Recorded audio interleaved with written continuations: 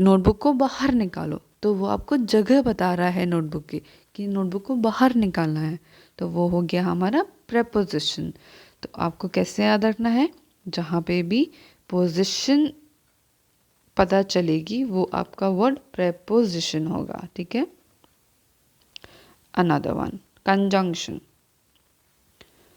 join clauses और sentences. Children, again, junction, junction क्या होता है, रेलवे जंक्शन होता है, वहाँ पे क्या होता है, जो पैसेंजर्स होते हैं वो ट्रेन में चढ़ जाते हैं, ठीक है, तो दे कनेक्ट। तो जंक्शन का मतलब होता है जहाँ पे दो चीज़ें मिलती हैं, उसको हम जंक्शन कहते हैं। तो सेम वे, जब दो सेंटेंसेस को जोड़ने वाला कोई वर्ड आपको दिखेगा तो आप उसे कंजंक्शन कहेंगे। चिल्ड्रन, आज मैं आपको पार्ट ऑफ स्पीच पढ़ा रही हूँ, ये मैं आपको कल दोबारा से पढ़ाऊँगी, okay. Tomorrow we will discuss examples, we will only take examples and then you will do the homework, not today. You will make this table which I have asked you, और आप मुझे वो टेबल भेजोगे homework में करके, alright. Now conjunctions again, coming back to conjunctions, जहाँ पे junction आपको दिखे ना कि दो वर्ड, दो अलग अलग सेंटेंसेस जुड़ रहे हैं, वहाँ पे आप उसको कंजंक्शन कहेंगे। उस वर्ड को जो कि दो सेंटेंसेस को या क्लॉजेस को लिंक कर रहा है उसको हम कंजंक्शन कहेंगे।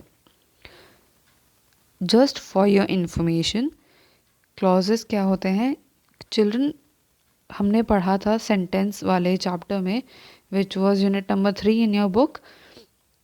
एक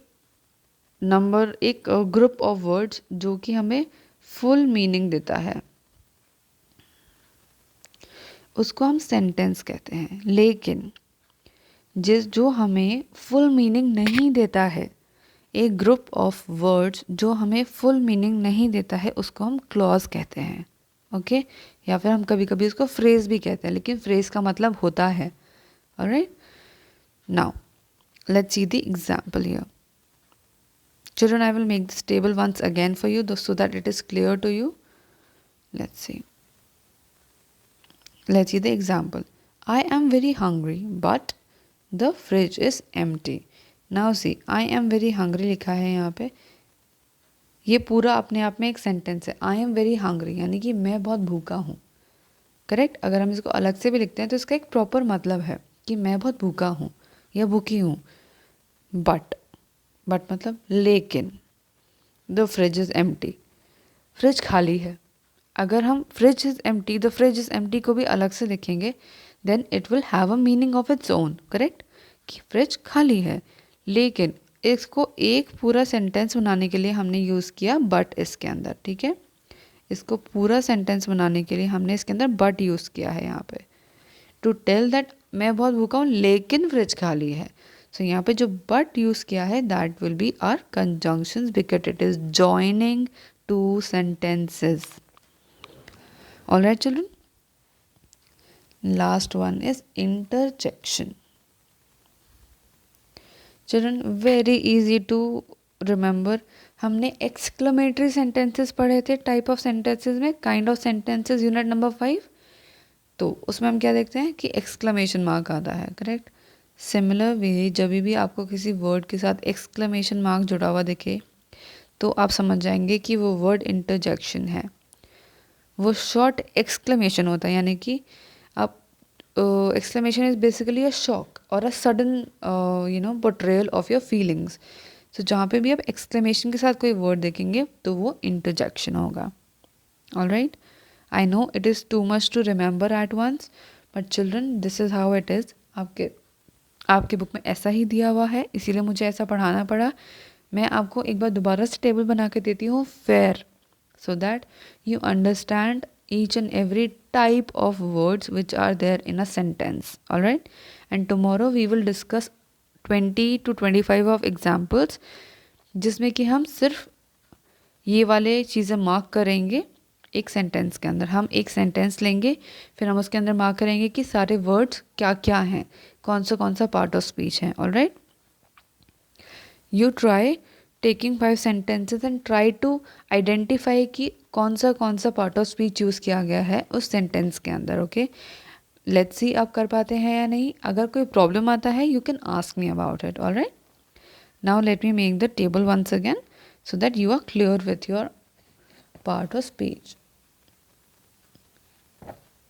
All right, just a minute, children. Yeah. Okay, so nouns.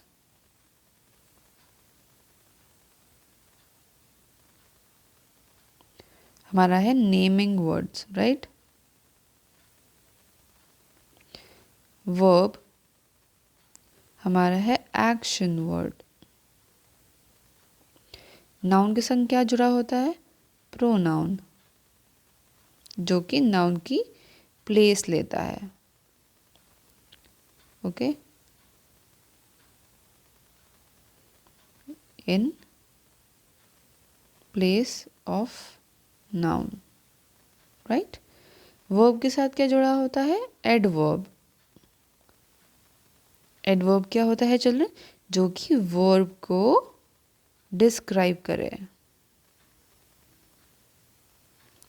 ठीक है. नेक्स्ट हमने क्या पढ़ा था? एडजेक्टिव. एडजेक्टिव क्या होता है चिल्ड्रन? अगेन वो नाउन से जुड़ा हुआ है.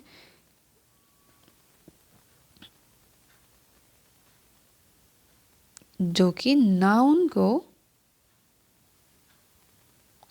डिस्क्राइब करता है, यानी कि उसकी क्वालिटी बताता है. करेक्ट. कितना हो गया? 1 2 3 4 5 6 7 8, 3 बचा. क्या पढ़ा था हमने? प्रेपोजिशन.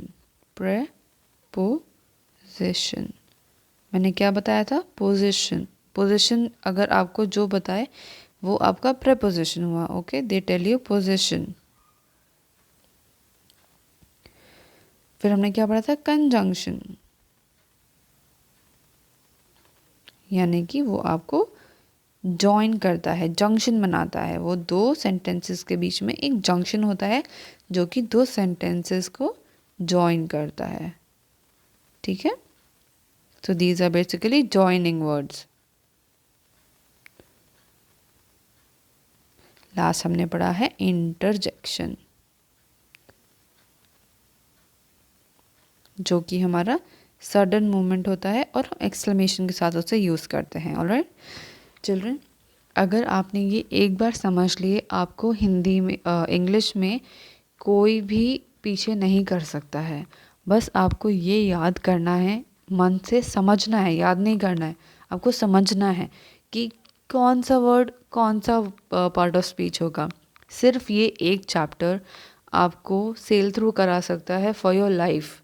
अगर आपको इस चैप्टर में कोई भी प्रॉब्लम है, आपको नहीं समझ में आता कि मैम ये वर्ड कौन सा पार्ट ऑफ स्पीच है, आप प्लीज़ मुझे मैसेज करिए, I will reply you. Okay, but you have to be clear. अगर आपने ये पार्ट ऑफ स्पीच लर्न कर लिए, आपका कोई भी लिटरेचर रीडर बुक का चैप्टर होगा, उसे आप पढ़ सकते हैं, समझ सकते हैं. ऑलराइट, आपको सब समझ में आ जाएगा. आपको एकदम से सब चीज़ें क्लियर हो जाएंगी. जो भी आप पढ़ेंगे वो आप समझ पाएंगे अगर आपने ये एक चैप्टर समझ लिया तो. So be very careful. कल जब हम इसके एग्जाम्पल्स डिस्कस करेंगे children, I want all of you to take out your notebooks पहले से ही. I will give you in advance. हम लोग जो भी पढ़ने वाले हैं मैं आपको पहले से ही दे दूँगी. अब वो सारे सेंटेंसेस अपनी नोटबुक में लिख कर रखेंगे और जब हम मार्क करेंगे तो आप मेरे साथ साथ मार्क करेंगे. जब आप वीडियो में देखेंगे उसके साथ साथ आप अपनी नोटबुक में मार्क करेंगे. Alright, so this is about today. आपको एक ऐसा ही